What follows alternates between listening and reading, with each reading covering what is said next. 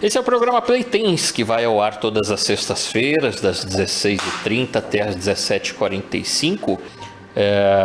E hoje eu quero abordar um pouquinho, se for possível, até mais de um programa, para nós falarmos sobre o livro O Kybalion. Você já deve ter ouvido falar desse livro, está aparecendo a capa aí na tela, a capa mais atual, uma capa vermelha, O Kybalion. Algumas pessoas, eu já mencionei esse livro em outras ocasiões, e aí algumas pessoas falaram: O Kybalion, esse é o nome do livro, não conheço, algumas pessoas já leram. É um livro fino, bem fininho, fácil de ler, mas com um conhecimento espetacular.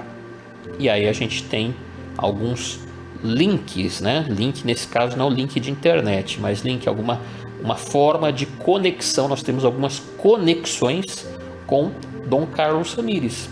Você conhece esse grande irmão Dom Carlos Ramírez, que você já deve ter ouvido alguma palestra dele aqui no site, que você já deve ter participado de algum atendimento espiritual, seja aqui em São Paulo, ou seja nas reuniões que acontecem promovidas pelas caravanas de luz. Então saiba que esse irmão espiritual está ligado diretamente com os conhecimentos trazidos nesse livro O Kybalion. E aí nós vamos entender o porquê, como, quando, né? É um pouquinho do propósito de hoje. Mas sempre quando a gente vai trazer algum conhecimento novo, quando a gente se debruça diante de um livro, quando a gente vai fazer um trabalho espiritual, e essa programação por excelência é uma reunião espiritual à distância, por mais que seja um programa na internet, no Facebook, no YouTube, que seja, é uma reunião espiritual. Aqui se compartilha conhecimentos espirituais. Nós somos propagadores das mensagens dos espíritos, não somos professores, instrutores, nada. Eu humildemente digo que sou um mero papagaio de repetição das coisas que eu aprendo com os espíritos. Coloco às vezes de uma forma descontraída, ora um pouco séria, ora um pouco escrachada, mas uma didática para replicar os conhecimentos que a gente adquire aqui. Então, o tema do programa de hoje, o Kybalion, a gente faz uma prece sempre antes de buscar esses novos conhecimentos. É uma forma de nós nos concentrarmos, abrirmos a mente e o coração. Se você puder e quiser, feche os seus olhos, respire profundamente, como a gente sempre lembra. Se o silêncio é uma prece, a respiração também é uma prece. Enche o seu pulmão de ar ao máximo que você puder. Tenha certeza que esse oxigênio novo que você coloca dentro do teu pulmão é capaz de lhe trazer novas ideias, de trazer novos pensamentos, de preparar o teu cérebro para que você aprenda mais, ouça mais, assimile mais diante de uma conversa, de um bate-papo, de uma aula, enfim. Sempre respire. Glória ao Pai, ao Filho e ao Espírito Santo, como era no princípio, agora e sempre. Maria Santíssima, rogai por nós, para que as nossas mentes e os nossos corações estejam abertos, a fim de recebermos novas orientações, novos pensamentos, novas ideias, com base em todo esse novo conhecimento adquirido dia a dia, todas as horas na nossa vida, que possamos na aplicação diária, possamos ser felizes, plenos, realizados em todos os ângulos, que possamos ser homens e mulheres muito melhores do que fomos até agora. Ave Maria, cheia de graça, o Senhor é convosco, bendita sois vós entre as mulheres, e bendito é o fruto do vosso ventre, Jesus. Santa Maria, Mãe de Jesus, rogai por nós, os teus filhos, agora e por toda a eternidade. Amém.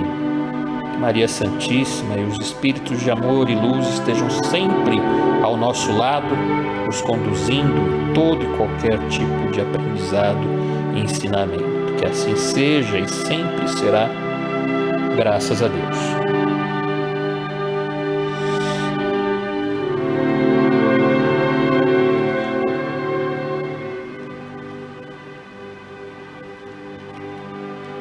Então hoje nós vamos falar um pouco a respeito da sabedoria do Egito, né? Lógico que o que a gente faz aproximadamente aqui em 1 hora de programa, eu espero ser conciso, sintético o suficiente para passar uma ideia do conteúdo desse livro. Falar sobre as leis herméticas em 1 hora, mais ou menos, é qualquer coisa como um prodígio, né? É um assunto para se falar a vida inteira.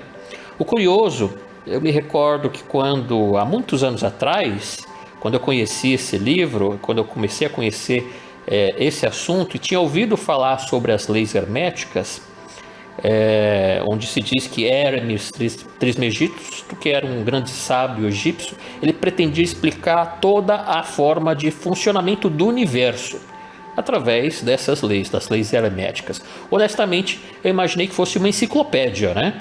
Porque para a gente falar sobre todo o funcionamento do universo, né? Mas na verdade são 7 frases muito pequenas, né? E obviamente, em se tratando de frases pequenas, os significados são muito profundos. É uma relação direta, né? Uma dica que não quer dizer que seja o correto, mas muitas vezes a gente verifica que os grandes sábios do passado é proporcional à sabedoria deles com a capacidade de síntese que eles tinham.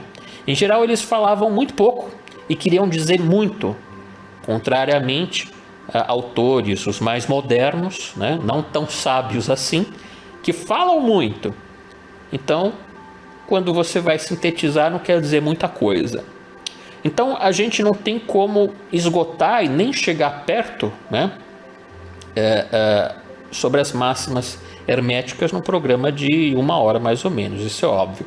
O que a gente quer passar é uma primeira visão, uma abordagem, para que você tenha uma noção do quão grande é aquilo que há para se saber acerca do universo. Todo mundo conhece aquela famosa frase de Sócrates, né? O filósofo grego, que ele diz que só sei que nada sei. E a gente acha assim uma coisa até um pouco engraçada, né? Que sentido tem isso?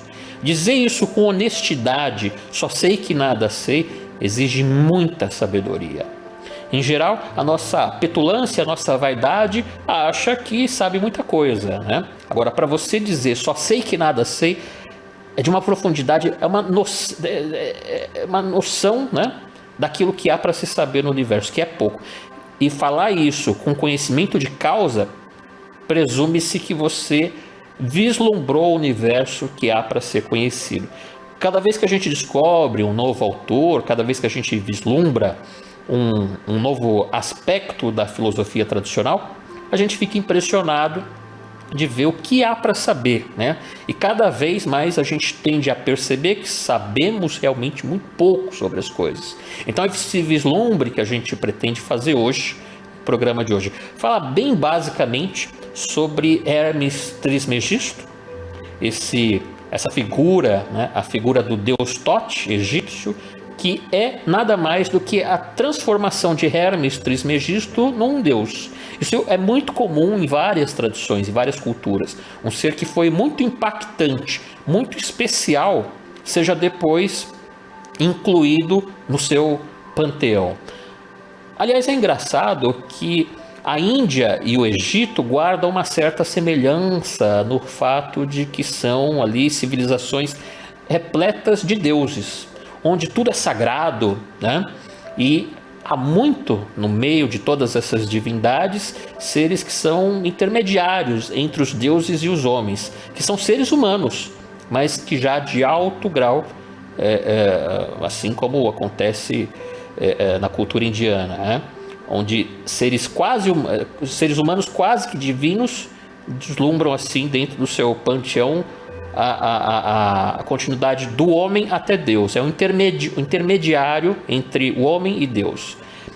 Então, vamos falar mais um pouquinho sobre Hermes, né? Porque se a gente for olhar do ponto de vista histórico, a maioria dos historiadores acreditam que ele nem tenha existido, tal é o grau de conhecimento, que esse nome talvez tenha sido um nome genérico para vários sacerdotes, vários hierofantes, vários sábios, e muitos acreditam que esse nome seja genérico. Isso é muito comum principalmente, né, o nome não pertence a um único personagem, é uma série deles, né, que criam um conhecimento. Mas nem por isso a gente deixa de acreditar que ele de fato existiu, por um princípio ocidental, né, nosso, cristão, muito simples, que para a gente mostra de forma muito clara: pelas vossas obras vos conhecerei. É um impacto histórico muito grande para ter saído do nada, né? Então, para alguém deixar algo que impactou tanto a história da humanidade como Hermes Trismegisto deixou, tem que ser alguém de uma estatura de fato muito grande. Grandes revoluções históricas não nascem de ninguém, não nascem do nada. Então, uma compilação de opiniões, né, ela parte de alguém. Um homem é do tamanho do rastro que ele deixa ao mundo. É muito difícil alguém dizer que tantas obras, né, Lao Tse, por exemplo, é outro que se questiona. Tantas obras fantásticas de Lao Tse no taoísmo, que falou o taoísmo saiu do nada, né? Não, tem que ter sido um homem do tamanho daquela obra. Assim como nós conhecemos as obras de Hermes. Porque qualquer homem não conheceria algo tão complexo, delicado e profundo. Particularmente, do ponto de vista filosófico, as duas coisas não se excluem, né? Pode ser, de fato, que tenha havido vários Hermes Trismegisto, que seja, de fato, um homem, seja um nome genérico, né? Trismegisto significa 3 vezes iniciado ou 3 vezes sábio. Mas também pode ter sido que tenha sido uno, né? É o que mostra, a princípio, o Kybalion. Então, hoje, as coisas que estão fechadas, conhecimentos fechados, hermeticamente fechado, né? Esse nome vem justamente de Hermes. Sabe aquele pote, aquele Tupperware que fica hermeticamente fechado? Ele parte do nome Hermes, porque guardou, não no sentido de esconder, mas que guarda certos conhecimentos de tal forma que ele fica intacto, que ele fica verdadeiro sempre, que ele fica conservado, e não no sentido de escondido. É importante destacar isso. Então, se diz que só passava estritamente o conhecimento àquelas pessoas que tivessem uma base moral sólida para portar tais conhecimentos. Por quê? Certos conhecimentos na mão de pessoas com pouca moral, com baixa moral, acabam distorcendo certos conhecimentos ou utilizando-os de forma equivocada, de forma egoística, de forma ilícita até. Então, de fato, para que a gente tenha mais conhecimento do que a gente tem hoje, o que é perfeitamente possível, né, é necessário uma moral muito maior do que a capacidade intelectual. Por isso que certos conhecimentos às vezes são passados para as pessoas, às vezes humildes, né? Pessoas muito humildes, porque possuem uma moral elevada, por isso são de fato humildes, acabam tendo uma capacidade intelectual maior de fazer bom uso de certos conhecimentos. E pessoas com empáfia, petulância, que se acham sábias, se tiverem conhecimentos considerados como ocultos, fariam e fazem mau uso de certos conhecimentos. Então, por isso que a base da moral humana é desenvolvida através da caridade. Caridade desenvolve o amor e amor desenvolve caridade. Essas duas bases, esses dois alicerces formam o grande edifício da moral. E o grande edifício da moral é capaz de guardar conhecimentos para que façam bom uso para a humanidade. Esse é um dos pensamentos, não só da filosofia espírita, da filosofia espiritualista, mas também do próprio Hermes Trismegisto. Então, deixando a vaidade intelectual, né, parece que há restrição do conhecimento, mas não é. Platão já falava sobre isso, que é melhor a ignorância absoluta do que o conhecimento em mãos inadequadas, palavras de Platão. O conhecimento exige uma base moral que garanta que, para que vai se utilizar? A tradição hermética tem uma frase muito famosa, né, que diz que os lábios da sabedoria só se abrem aos ouvidos do entendimento. Muito bonito isso. Então, o conhecimento é transmitido de boca a ouvido, de mestre a discípulo. Esse Hermes Trismegisto, a gente não pode nem falar a respeito de data, porque como não se chega a um acordo, nem se ele existiu, né, quem dirá a datas. Agora, existe um fato curioso que se comentava muito na época do Renascimento, para quem conhece algumas catedrais renascentistas, italianas principalmente, a gente percebe que de vez em quando aparece a figura de Hermes Trismegisto dentro dessas catedrais. É muito curioso isso. Aliás, às vezes até antes, porque havia uma relação muito grande entre a alquimia medieval e o hermetismo.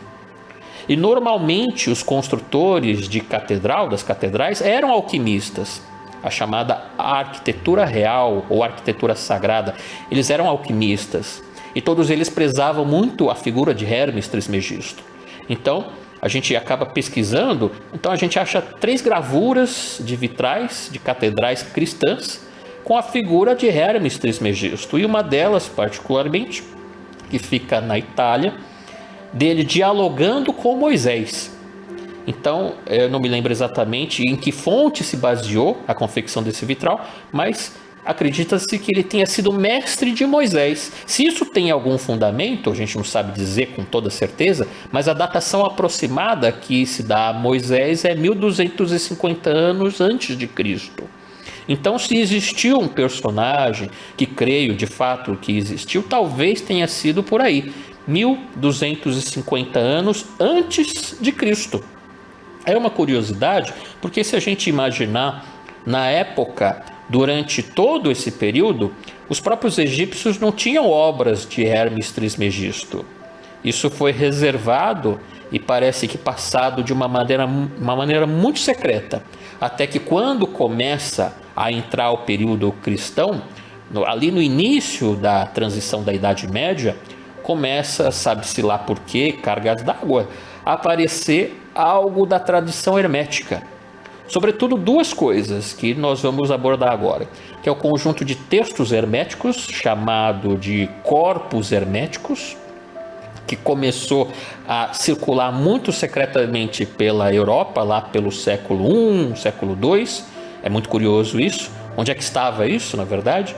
Se você considerar 1250 até cento e pouco, o ano cento e pouco depois de Cristo, o que é isso? 14 séculos? E mais tardiamente ainda, um material que também a gente vai falar um pouco, que é a chamada Tábua de Esmeralda, que essa começou a ser conhecida lá pelo século VII, 600 e alguma coisa, no ano 600 e alguma coisa. Então, é muito interessante contar para você, compartilhar, o que muitos já devem ter ouvido falar, os alquimistas medievais eram hermetistas. Sabe aquela história que a gente vê e revê, que até fica um pouco retratada na literatura infantil, né? Que dá origem ao imaginário sobre o mago Merlin, né? Que são os magos com aquele chapéu pontudo, né? Que faz também menção aí no tal do Halloween, né? Muita gente utiliza chapéus pontudos como fantasia nessa data, né? Esses seres que queriam transformar chumbo em ouro, né? Essa é uma imagem que foi criada aí pelos próprios alquimistas. Para quê? Para fugir da Inquisição. Muito interessante esse ponto também, né? Esse é um ponto também focal. Por motivos óbvios, né? Transformar chumbo em ouro, né? Não dava uma fogueira, né? A ambição era uma coisa perfeitamente aceitável em toda a cultura. Agora, a busca da sabedoria egípcia é imperdoável, né? Então, o hermetismo tinha que ser escondido de alguma forma, sob uma aparência de estudos, digamos assim, científicos, físicos, enfim, que não tinham grande problema, que não enfrentava grande resistência, né? Então, a gente observa que o chumbo que eles queriam transformar em ouro era o chumbo da ignorância no ouro da sabedoria. Para quem conhece um pouco, né, a gente tem algumas palestras sobre isso, também no YouTube. Você deve saber que as palestras dos espíritos ficam gratuitas aqui no YouTube. Inclusive existem aí conhecimentos sobre alquimia medieval, está aqui no canal do Templo. Então a gente vê que esses conhecimentos eram todos fundamentais dentro do hermetismo. E esses conhecimentos começam a florescer então lá na Europa, aí pelo início da Idade Média, né? E que eclode na época do Renascimento. Imagina você que ousadia dos primeiros livros traduzidos, né? Tem um título chamado Corpus Hermético. Ele traz à tona e dá conhecimento, né? O corpus hermético. A chamada Academia Platônica de Florença, além de platônica, era hermetista também. Então, há muito daquilo que foi trazido lá de Constantinopla, de Bizâncio, que você sabe que houve esse contato muito forte na época em que houve a invasão dos turco-otomanos, né? Muito que veio de lá eram hermetistas também. Porque aquilo que havia sido esquecido lá no Ocidente, no Oriente Médio, continuava vivo. Então houve várias fontes que trouxeram à tona a própria alquimia, da própria alquimia ou do próprio contato com o Oriente Médio, o hermetismo egípcio. Então a gente pode dizer que o Kybalion, né, é um extrato das duas coisas, de corpus hermético e sobretudo sobre tábuas de esmeralda, muito de tábuas de esmeralda, aliás, que é um texto bem pequenininho, onde se extrai e se sintetiza 7 leis fundamentais de organização do universo. É bem ambicioso essas 7 frases. 7 leis fundamentais de organização, sabe do quê? De tudo que você possa imaginar que há dentro do universo. Hermes Trismegisto diz: com essas 7 leis conhecerás tudo que pode ser conhecido. Olha que interessante. É óbvio que ali deve haver ali várias chaves, né? Uma variação muito grande. Helena Blavatsky, que é uma pensadora brilhante do século XIX, ela dizia: o mito legítimo tem pelo menos 7 portas, 7 chaves, né? E você constata isso, né? É uma coisa curiosíssima. É um livro muito simbólico, né? E aí você marca a data na sua vida. Quando você lê esse livro, daqui 10 anos você vai ler de novo. E nesse íntere, você vai ver o quanto você cresceu em ser humano, né? Daqui 10 anos vai parecer que é outro livro. A gente recomenda, inclusive, que você guarde o mesmo exemplar, para você não achar que está lendo uma outra tradução, né? Porque aquele que você leu não tinha nada disso. Tinha sim, está lá marcado contigo. Faz esse teste. Lê esse livro hoje e daqui 10 anos novamente. Isso é como você abrir portas. Você abre portas dentro de si próprio. Esse é um dos princípios também bastante curioso, em que se verifica de fato. Então, esse nosso grande amigo, né? Todo mundo sabe o tal amigo de verdade, todo mundo sabe de quem eu estou falando, né? O amigo de verdade. Então, se você conseguir colocar na tela aí a réplica da tábua de esmeralda, pode colocar aí também, né? Tem algumas máximas do Kybalion que estão na tábua de esmeralda, que a gente tem disponível aqui também uma réplica para você adquirir se você quiser. Também se diz que o livro dos mortos egípcio teria sido feito com uma profunda influência de Hermes Trismegisto. Também, olha só que interessante. Então vamos tentar entender o que é o livro dos mortos egípcios, que nem esse nome tinha, diga-se de passagem. O livro da saída, né, da alma à luz, o livro da oculta morada, ele não era um livro necessariamente, era um conjunto de conhecimentos e preceitos mais transmitidos pela tradição oral, que dizia o que acontece com o homem após desencarnar. Então, os egípcios tinham uma visão que nós podemos tê-la também, claro, porque ela continua muito atual, de que o maior mal do homem é o esquecimento. Então, quer dizer, não adianta a gente conhecer tudo isso, porque quando chegar próximo ao nosso desencarne, a gente acaba esquecendo tudo. Então, cada vez que uma pessoa tinha a necessidade de relembrar, tinha que garantir que não esqueceria, né, certos ensinamentos, então ele escrevia o seu livro dos mortos, que é uma prática. Então a gente vê o que a gente conhece.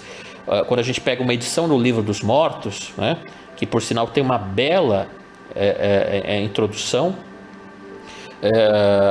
o Livro dos Mortos tem uma série de vinhetas que são, na verdade, uma compilação de vários papiros que foram encontrados em múmias, em geral, de escribas, né, necessariamente.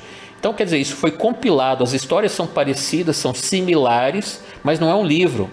É uma compilação desses papiros que foram encontrados junto ao peito de vários desses escribas mumificados. Daí a origem Livro dos Mortos.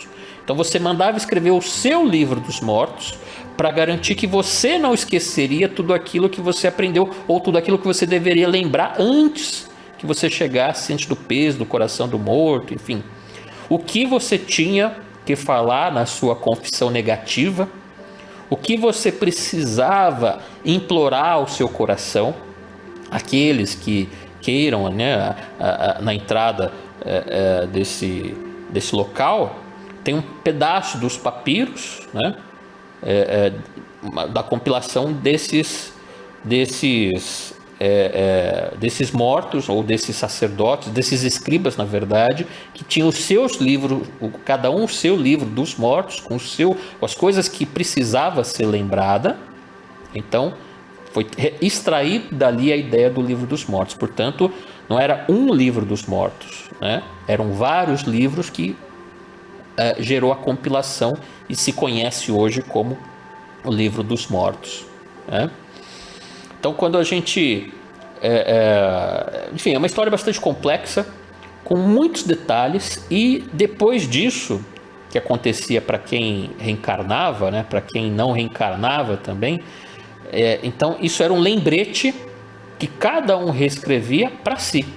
Porque o Livro dos Mortos mesmo, né, como tradição, assim como a história de Ísis, Osíris, né, tudo isso era uma tradição moral, era compilado, né, em paredes de templos e em papiros de pessoas particulares que não queriam esquecer certos ensinamentos.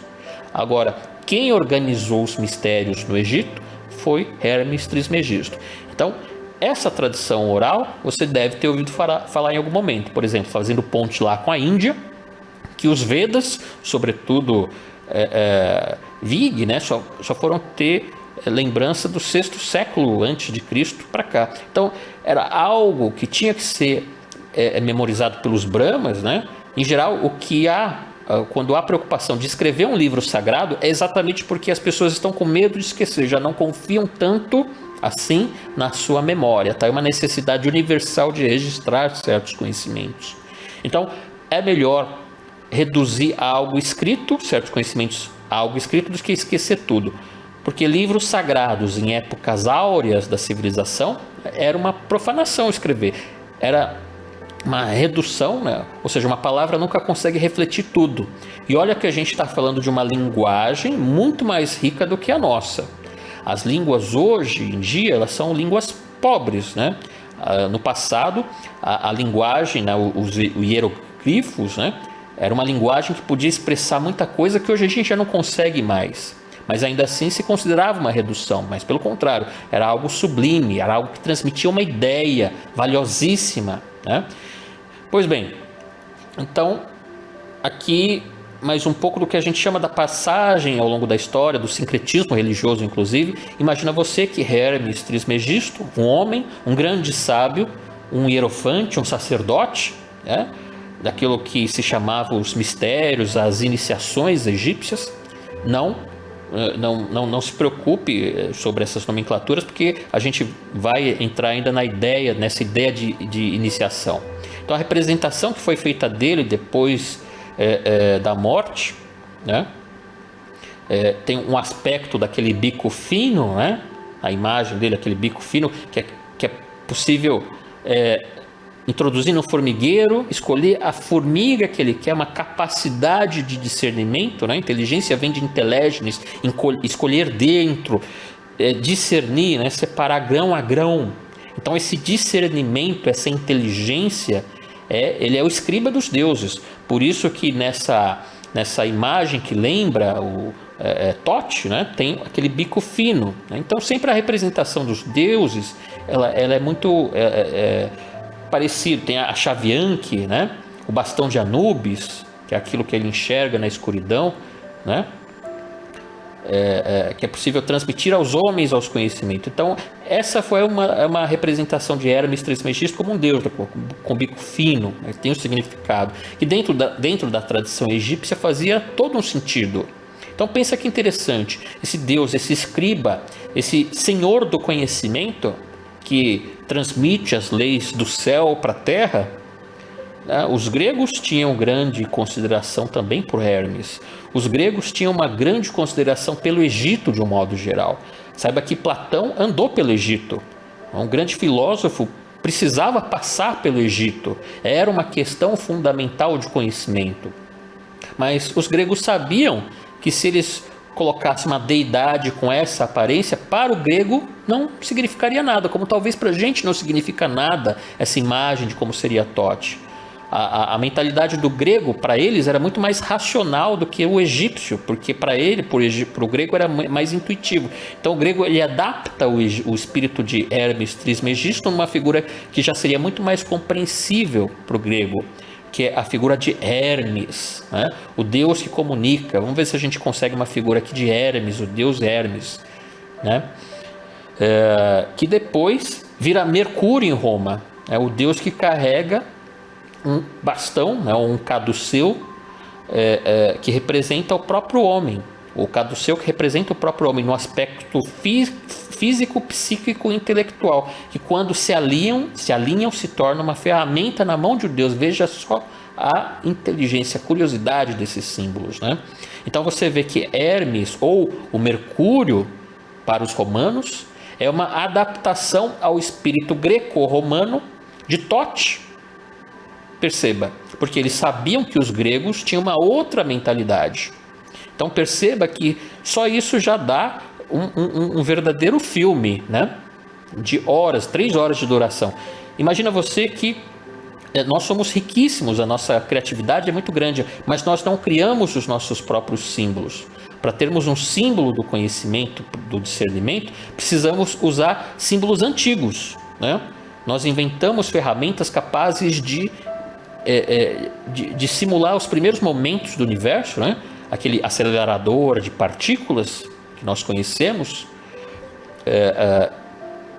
que descobriu o bóson lá de Higgs. A gente calcula aproximadamente a distância com que um cometa vai passar na Terra. Então, quer dizer, a gente aprende coisas fantásticas, né? Mas a gente não sabe necessariamente construir os nossos próprios símbolos. Então, a maneira que a nossa própria sociedade possa compreender. Então, a gente trabalha com símbolos emprestados lá do Antigo Egito. É tudo muito curioso isso, né? Ou seja, o mesmo Deus que depois foi transmitido para uma imagem mais adequada a uma outra mentalidade, ambos gregos, ambos romanos, mas com certeza não eram tão intuitivos como eram os egípcios. Eram mais racionais, né? Precisavam de algo que para eles fosse mais palpável, mais tangível.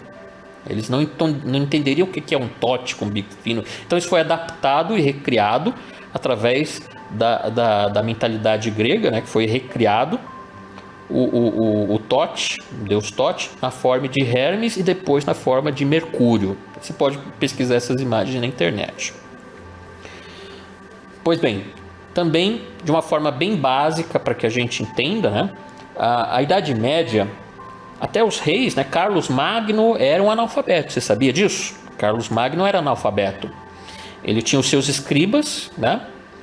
Os seus conselheiros. Eles precisavam escrever os seus títulos porque ele só sabia fazer rabiscos. Então, se até um rei, aliás, talvez o rei que tenha existido na Idade Média, né, porque a Idade Média não teve assim, né, tantos grandes. Se Carlos Magno não sabia escrever o próprio nome, né, imagina a plebe, né, os servos de gleba. Quem conhecia alguma coisa ali era o clero, né? Até a nobreza não sabia muita coisa, não eram tão inteligentes ou letrados. Então não se sabia tanto sobre o Antigo Egito, mas sabia que o Egito tinha mistérios. E isso ficou guardado, isso ecoou de uma maneira tal que até os nossos dias de hoje, né, ainda há muito mistério. Então cada vez que eles percebiam uma pessoa meio estranha, né, eles percebiam que eram bruxos, rondando os feudos, ele pensava assim, esse daí deve ter vindo do Egito. Quer dizer, eu não sei nada, mas eu sei que aquela pessoa tem alguma coisa estranha ali. né? Ou seja, esse tipo de comportamento ecoa, né, até que chegam aqui os nossos dias. Hoje, quando a gente quer passar uma ideia de alguma coisa meio esotérica, né, que a gente costuma brincar com as pessoas, que nós somos hoje tão superficiais que a gente acaba não entendendo o que é esotérico, né? A gente tem o esquizotérico. O que é o esquizotérico? Então a gente quer fazer uma loja que ela parece meio exótica, né? Então a gente lança a mão de quem? De Índia e de Egito. É encher de adereços, né, egípcios, coloca lá uma harpa indiana também, né? Com aqueles semitons que eles usam, que é tradicional para eles.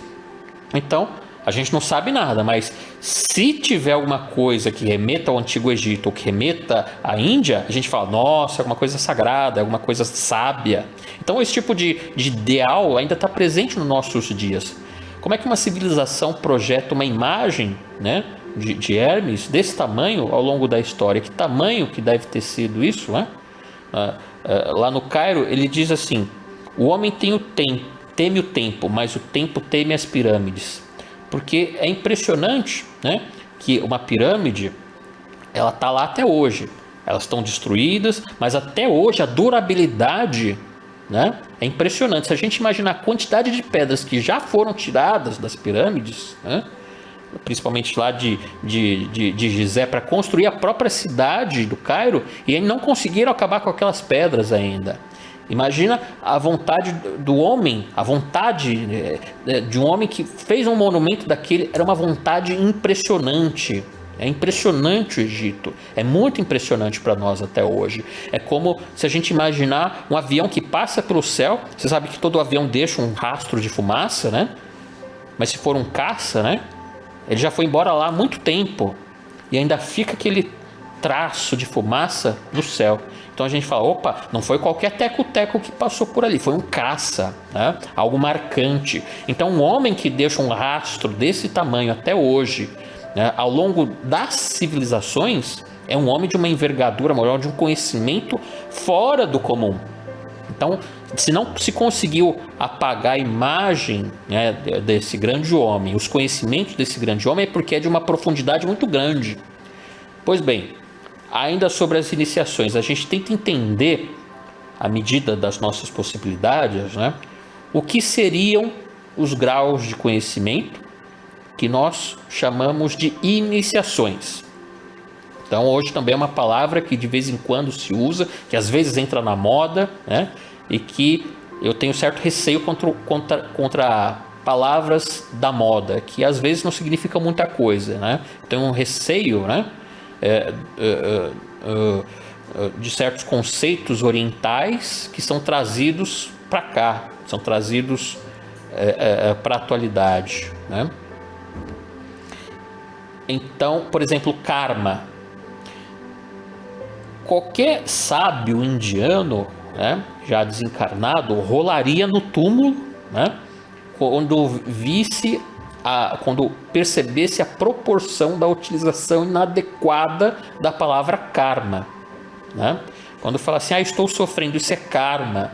Karma, embora remeta a uma ideia de algo negativo, de algo que você deve, se você deve alguma coisa, não é algo muito bom, né? Mas o karma, ele não é de todo mal.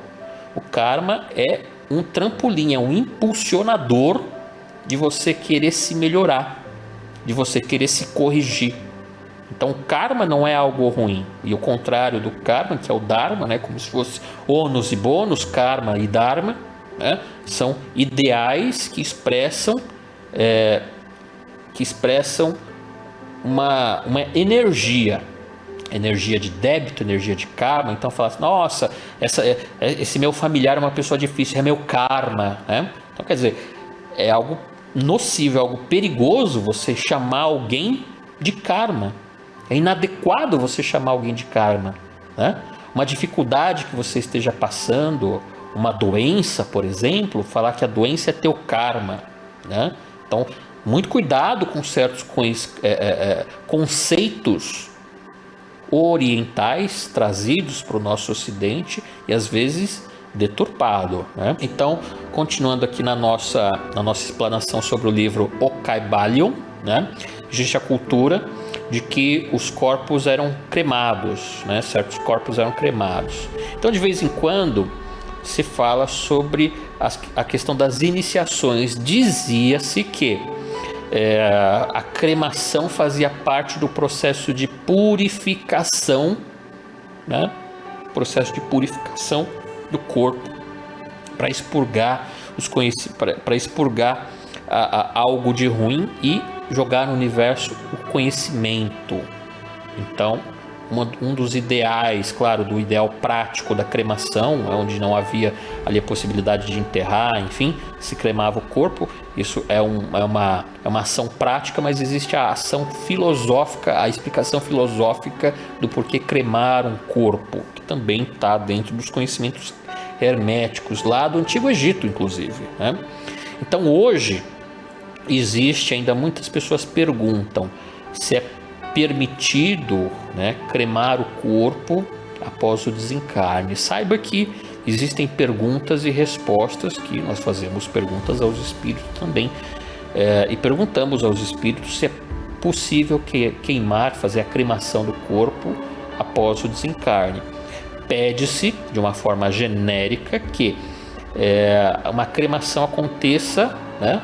Muito se diverge sobre isso, mas se aconteça após 72 horas o desencarne, porque quando você vai fazer a cremação do corpo, ainda há a ligação do espírito junto àquele corpo que ele utilizava e ainda está ligado, não preso, ligado a ele por determinados motivos, por vários motivos.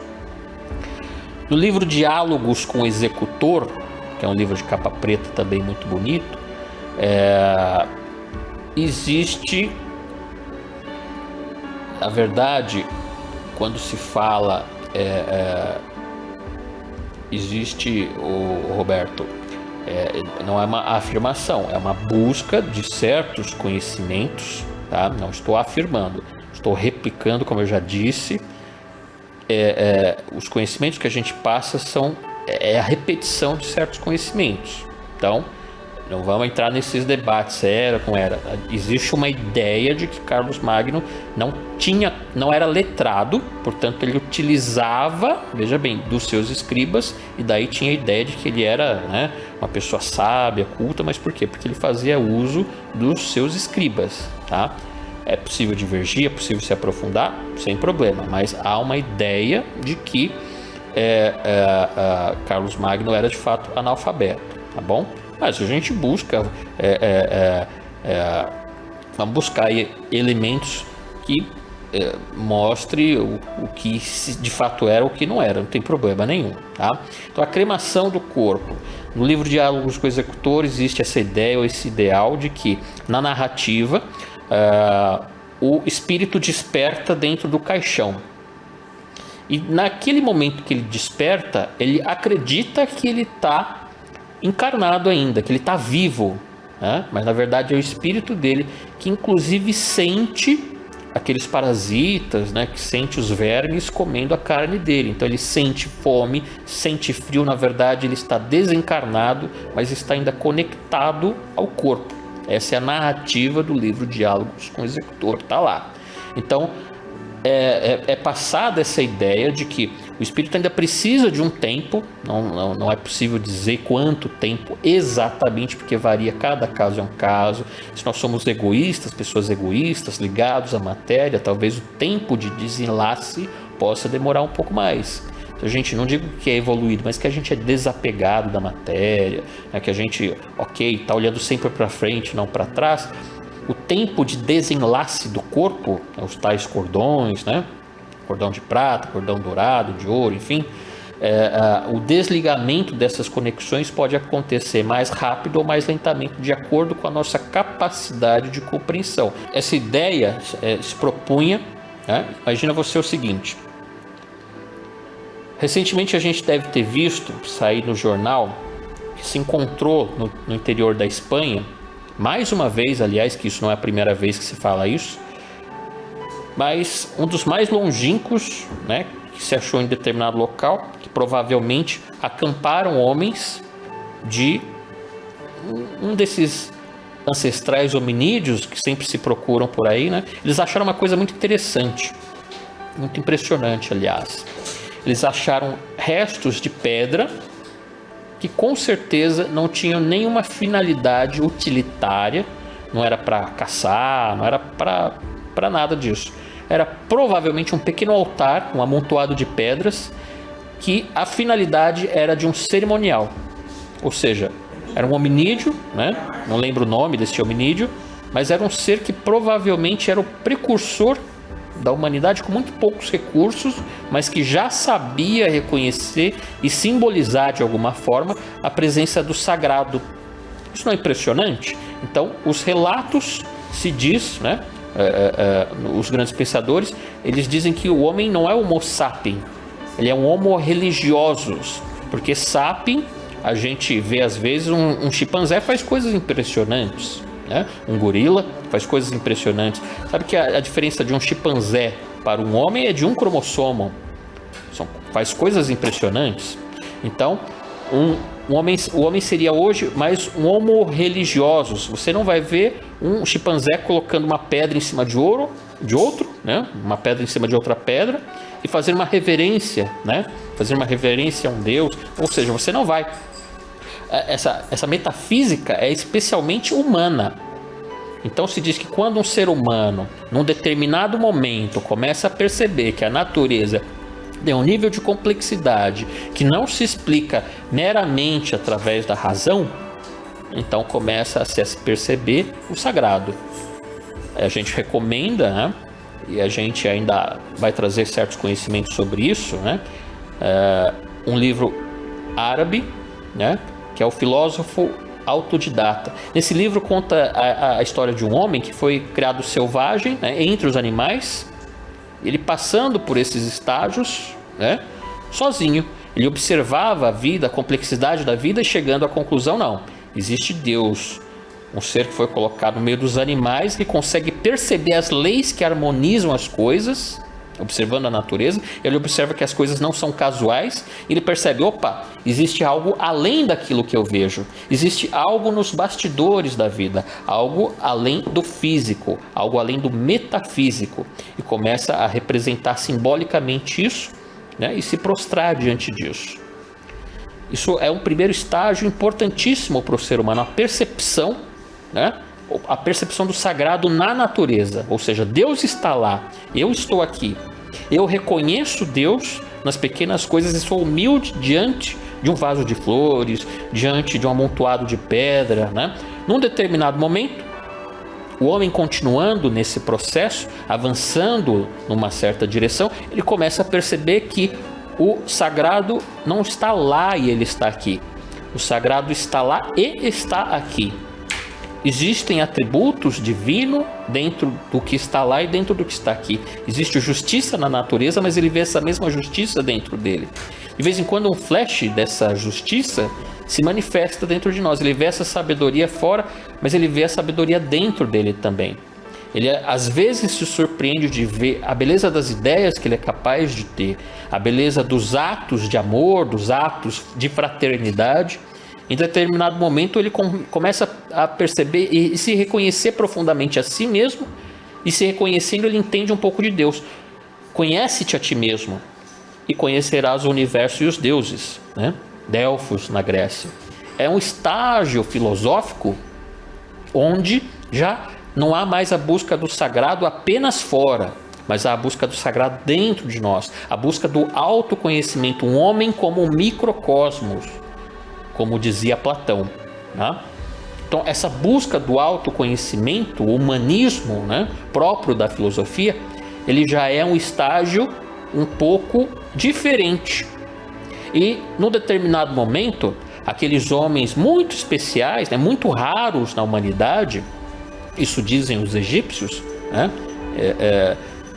Eu sou um mero estudioso, não estou aqui para fazer afirmações de verdades absolutas, mas os egípcios acreditavam que alguns desses homens muito especiais, num determinado momento, já não era mais Deus lá e eu aqui. Não era Deus lá e Deus aqui. Não havia mais o lá e não havia mais lá o aqui. O homem se fundia com o todo, com o universo de uma forma consciente. Ele podia estar no mundo, mas ele se percebia como uma célula da divindade no mundo. Ele podia estar no mundo, mas ele se percebia como um dígito de Deus, né? Superava aquilo que no Tibete eles chamam de heresia da separatividade. Eu gosto muito de uma imagem indiana, que é o Sutratma, que diz que todos os seres são como pontas de um colar e passa um único fio por dentro de todos eles, que é o divino, que é o sagrado. É muito interessante isso. E quando você percebe a tua essência, você percebe que é a mesma essência do universo.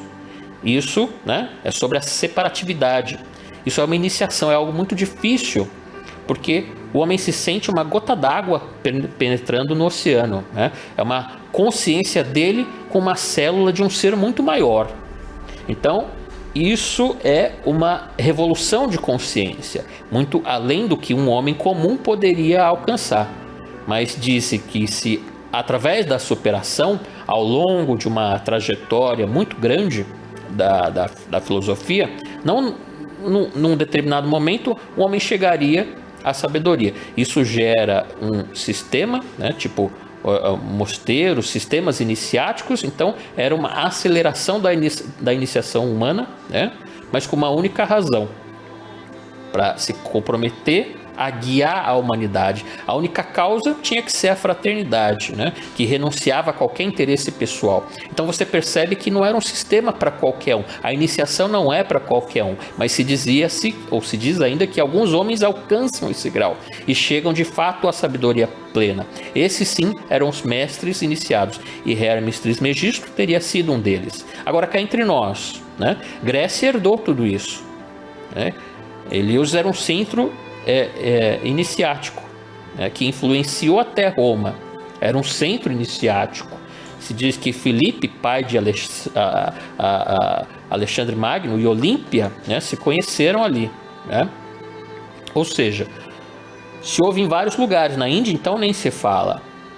Então, as chamadas escolas iniciáticas perdoaram na história até perduraram, né, até que não se havia mais ambiente histórico para isso.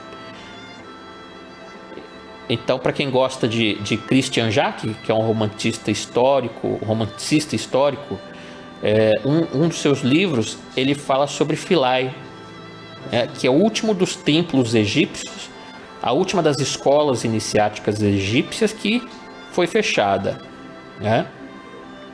Quando não havia mais como o Egito resistir a tanto invasor e a tanta decadência histórica. Então chega num determinado momento que fecha mesmo, que some, né? Fica fechado esse portal de conhecimento. Mas em certas civilizações isso era público. Na Grécia todo mundo sabia onde ficava Eleusis, né? Todo mundo sabia onde ficava Abidos, no Egito. Mas quando chega a um nível de materialismo muito grande, o conhecimento ele tem que ser reservado, para que a ambição humana não o profane, como eu mencionei no início. Que o conhecimento, quando é demais, colocado na mão de um homem muito imaturo, é como uma faca na mão de uma criança. Só pode causar danos a ele próprio. Então, se reserva o conhecimento. Então, essa era a estrutura, e é uma coisa interessante, porque a gente vê que no Egito não havia nenhuma palavra particular, né? Pode procurar, que a gente não encontra nenhuma palavra particular a se referir à palavra religião, porque não havia um setor da sua vida que não fosse religião. Tudo era religião. Na cultura a gente vê nos hábitos do dia a dia, a gente vê na agricultura, né? Tudo era uma forma de se religar no divino. Religiosos, né? Se aproximar dessa unidade, desse ser sagrado. Então não havia nenhuma fronteira. Isso é cultura, isso é economia, isso é religião. Não, tudo era sagrado. Todos os conhecimentos eram sagrados. Tebas, que era uma cidade muito curiosa, que havia de um lado a cidade dos vivos, do outro lado a cidade dos mortos, onde haviam as tumbas dos grandes reis, dos grandes personagens da história. Era uma honra nascer, viver e morrer em Tebas. Quando uma pessoa cometia um determinado crime, pior do que ser condenado à morte era ser expulso de Tebas. Tebas, porque morrer em Tebas era uma garantia de que a sua vida seria sacralizada. Felizes aqueles que nasciam em Tebas, felizes aqueles que morriam em Tebas, né? Felizes os que nascem, felizes os que morrem. Isso já era uma honra, porque tudo em Tebas era sagrado. Era preferível morrer lá do que ser expulso de Tebas. Então, essa era um pouco da mentalidade egípcia, dificílima da gente entender. Então, se já era difícil de entender para os gregos, imagina para a gente, né? Já não era mais tempo, né? Pitágoras, que também teve a sua formação no Egito, teve que fazer uma adaptação para viver dentro da mentalidade da antiga Grécia, né? Que era uma coisa complicadíssima, que ninguém entendia o que ele estava querendo passar. Então ele precisou fazer uma adaptação do pensamento, né? uma adaptação dolorosa e delicada, porque as pessoas não tinham condições de entender. Imagina a nossa civilização hoje, né? Então o Egito era um mundo que a gente ainda demora muito tempo, está demorando muito tempo para a gente entender esse mundo chamado Egito. Pois bem, o Caibalion, como a gente comenta, né, o Caibalion é um apanhado, é um conjunto de máximas que foram extraídas tanto de corpus hermético, né, corpus significa uma coleção de textos herméticos, quanto da Tábua de Esmeralda, né, redigidos da forma como a gente conhece, né? Ele foi publicado em 1908, anonimamente, diga-se de passagem, né? A grande suspeita de que haja aí por trás alguns membros da teosofia que conheciam profundamente esta tradição, mas não se sabe exatamente quem escreveu esse livro. Ele é uma compilação comentada das sete leis herméticas. Um belíssimo livro também, diga-se de passagem, onde ele traduz tudo isso de uma linguagem que fica mais fácil da gente entender. Mas as leis são exatamente as que estavam na tradição hermética original. Então, simplesmente os comentários são do século XX. É um livro publicado em 1908 sobre o livro de os três iniciados, os autores. Quem eram os três, ou se eram iniciados, ninguém sabe, né? Mas o fato é que é um excelente livro, que vale a pena conhecer, e existe de uma forma muito bem separada, né, em itálico, em padrão normal, o que é original e o que é o comentário dos seus autores. O Caibalion, então, a palavra Caibalion se diz que tem a mesma origem da palavra Cabala, tradição, ou transmitir, e vai retratar um pouco do que era essa sabedoria hermética, que era um conhecimento passado de boca a ouvido, como eu comentei antes, né? Os princípios aplicados ao homem e ao universo. O Caibalion, ele pode ser interpretado de forma astronômica também, ele pode ser interpretado de forma psicológica, ele pode ser interpretado por qualquer chave que a gente possa imaginar. Então a gente pega, por exemplo, indo para uma coisa mais próxima de nós, os 12 trabalhos de Hércules, por exemplo. Perceba que tudo está ligado, né? Então, saiba que ali tem uma chave psicológica de autoconhecimento sensacional.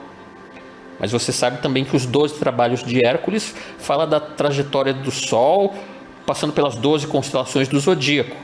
Tem uma chave astronômica, uma chave astrológica também muito forte. E muitas outras chaves de interpretação, né, de possibilidades. Então a gente se reduz em geral ao psicológico, lógico, que é o que dá para a gente entender com um pouco mais de facilidade.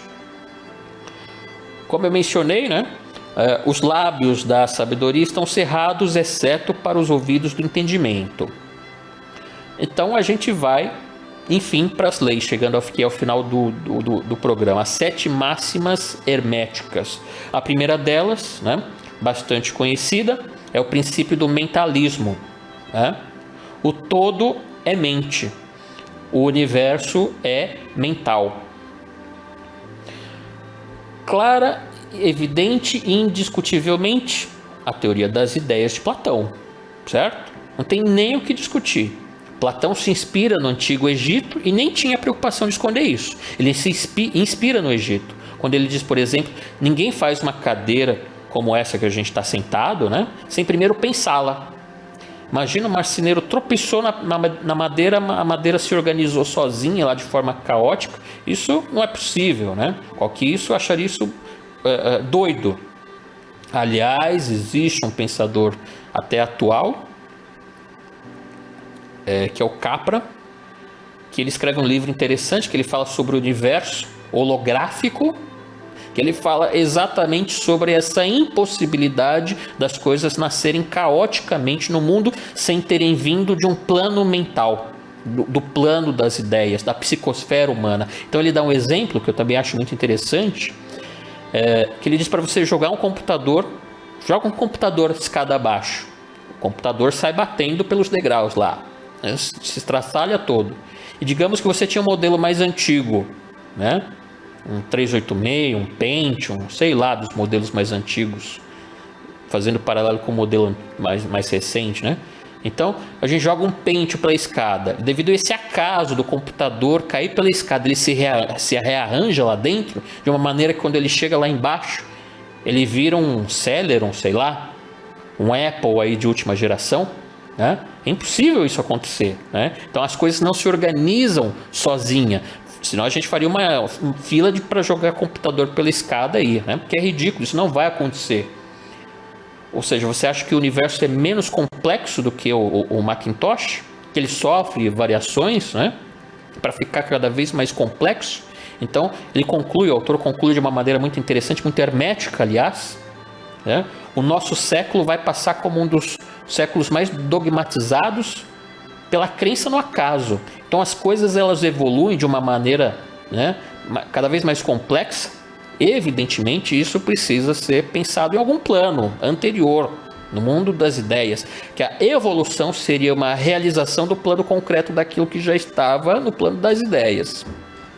A mente cósmica, que os indianos chamam de Mahat, né, a própria evolução, você já deve ter ouvido falar sobre isso, que vem de evolver, né? Evolver nada mais é do que desenrolar os papiros para ver o que tinha lá dentro. Evolução seria desenrolar o papiro da mente divina para ver o que foi, o que havia pensado. Quanto mais evoluímos, mais desenrolamos o papiro da condição humana para ver o que estava escrito lá. E a gente vai plasmando no mundo das ideias, depois no mundo das formas. E a gente está chegando ao final de mais um programa. Muito obrigado a paciência, o carinho, a compreensão e a energia de todos, porque sem a vibração a gente não consegue desenrolar o papiro da vida, onde a gente conhece a evolução humana, certo? Fraternal abraço, salve Jesus Cristo, salve Maria Santíssima.